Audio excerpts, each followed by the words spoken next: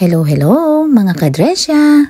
Gusto nyo rin bang matikman itong aming masarap na chicken macaroni salad? Tara, turuan ko kayo paano gawin ito. Inuna ko na ngang lutuin sa kumukulong tubig na may mantika ang mga pasta na ito at kapag malambot na, hanguin na. At ito naman yung mga ingredients na ginagamit namin para dito.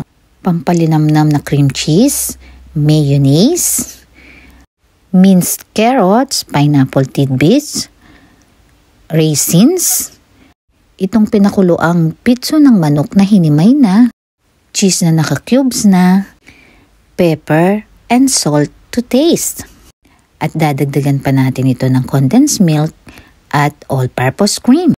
Unahin mo muna nating haluin itong cream cheese, mayonnaise at ang salt at pepper para pampalasa.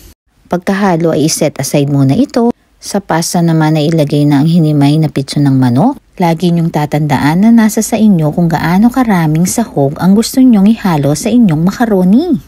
Ngayon ay ilagay naman ang pasas at ang carrots at haluin ulit ito ng mabuti. Sunod ay ilagay ang pineapple at ang cheese. Nilagyan ko ulit ito ng asin at konting paminta para pampalasa. At nilagay ko na nga ang all-purpose cream at ang condensed milk para tumamis naman ito. Haluin lang ito ng mabuti hanggang kumapit sa pasta. At dito ay isama na ang cream cheese na may mayonnaise na ginawa natin kanina.